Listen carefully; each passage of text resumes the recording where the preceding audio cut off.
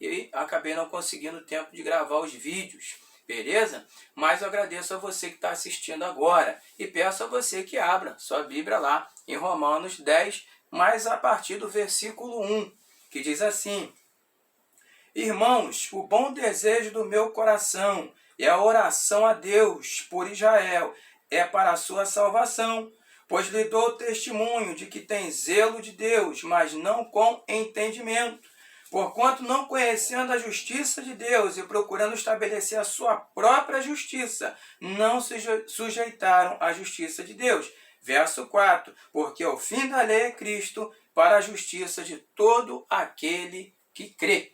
Eu li isso na linguagem clássica, eu quero ler esse mesmo versículo numa linguagem mais atualizada, na linguagem de hoje, que diz assim: Meus irmãos, desejo de todo o coração que o meu próprio povo seja salvo e peço a Deus em favor deles, porque eu sou testemunha de que eles são muito dedicados a Deus, mas a dedicação deles não está baseada no verdadeiro conhecimento, pois eles não conhecem a maneira como Deus aceita as pessoas e assim têm procurado conseguir isso da sua própria maneira. Eles rejeitam o modo de Deus aceitar as pessoas, porque com Cristo a lei chegou ao fim, e assim os que creem é que são aceitos por Deus. Amém?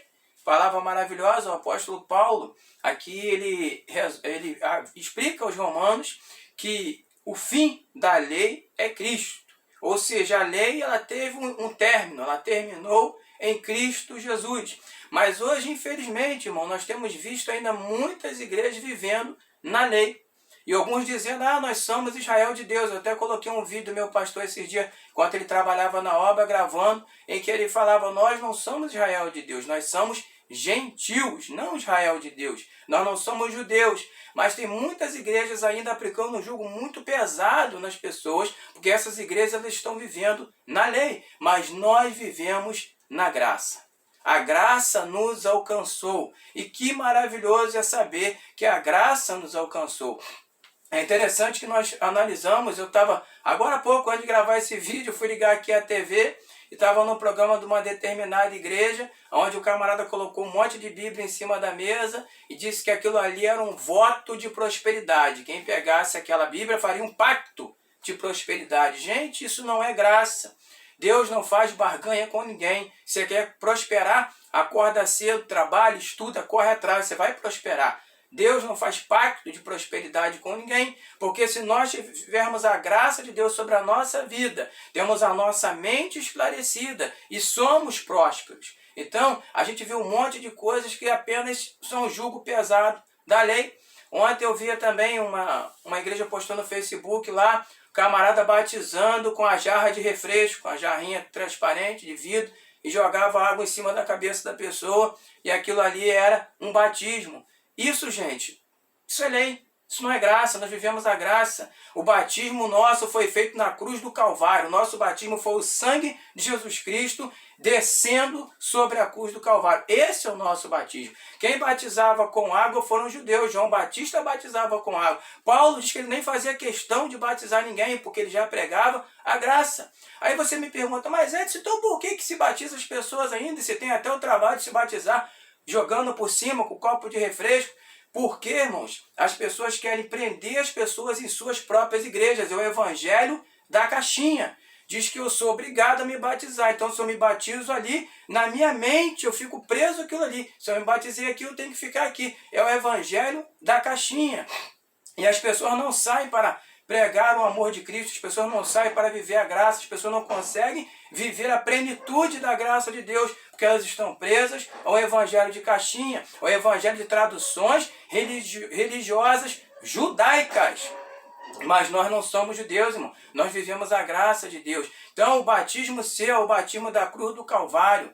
Outra coisa que nós vemos, né, a preocupação com a tal da Santa Ceia. Não existe Santa Ceia. Quem faz Santa Ceia são os católicos, a gente respeita. É uma tradição católica. A igreja evangélica não existe Santa Ceia, mas tem uma tal de Ceia do Senhor, que também não tem nada a ver, é uma tradição. Só que as pessoas colocam como se fosse uma obrigação. Então o cara se sente obrigado a estar ali naquele dia, comendo aquele pão e tomando aquele refresco. Isso é lei, isso é uma obrigação. A graça não impõe esses rudimentos. A graça não impõe rudimentos sobre ninguém.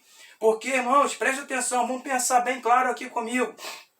Jesus, quando fala da ceia, ele diz assim, ó, farei isso em memória de mim até que eu venha. Ele fala isso, depois é traído por Judas, é crucificado. 3 dias depois de morto, ele ressuscita, ou seja, ele veio. Ele já veio. E aí, ele veio o quê? Vivo. Se eu acredito que Jesus Cristo está vivo, como eu vou fazer memória dele, irmão? Não existe fazer memória de alguém que está vivo. Isso é uma tradição judaica, isso é algo de lei, isso não se aplica a nossos dias. Então, se você perguntar, mano, a sua igreja então não tem ceia? Ceia, cerimônia, não. A ceia que tem lá é comunhão, é os irmãos se importando uns com os outros. Essa é a ceia. A palavra ceia é janta, irmão. É janta, essa é a palavra ceia. Paulo se preocupa até, inclusive, dizendo, ó, quem tem fome, come em casa. Esse ritual santo, e a gente vê uma acepção de pessoa muito grande. Preste atenção, se você acha que eu estou exagerando, abre o seu Facebook, algumas igrejas que transmitem culto de ceia, que tem foto, e vê se lá em cima, no chamado púlpito, não tem uma galera que está com a taça bonita na mão de vidro, às vezes até de prata, e lá embaixo está todo mundo com copinho de café, copinho descartável, aqueles copinhos de docinho, de brigadeiro. É verdade ou não é? Vê, compara comigo se não é. Isso é acepção de pessoas. Jesus nunca fez isso. Jesus lavou os pés dos seus discípulos. Então essas coisas são leis, essas coisas são costumes de homens. E eu e você temos que pregar a verdade que salva, a verdade da graça de Deus. Temos que pregar o reino de Deus. Beleza? Se você não gostou do que eu falei, não tem problema. Reclama com o apóstolo Paulo, que era o grande pregador da graça. Reclama com Jesus Cristo, que morreu na cruz do Calvário, para que você alcançasse a graça. Beleza? Rapidinho de encerrar, essa camisa aqui traz o logo do projeto Fé e Obra, Capelania Ação, o projeto social, projeto de missões, Capelania Social no Lixão de Itaoca. Eu vou deixar um link aqui do Facebook do pastor Anderson, que desenvolve essa obra há muitos anos, uma obra de amor. Ele não anda de carro importado, não passeia de jatinho, pelo contrário, ele anda num palio velho lá dentro do Lixão de Itaoca. Então você clica lá para conhecer essa obra de amor. Estivemos agora em Araruama, no sábado passado, realizando essa obra. É uma obra maravilhosa, beleza? E também no link, aí vai ter também na descrição, vai ter um link do meu curso, monte o grupo de teatro da sua igreja. Pregar, irmãos, a graça é muito difícil. As pessoas não querem ouvir.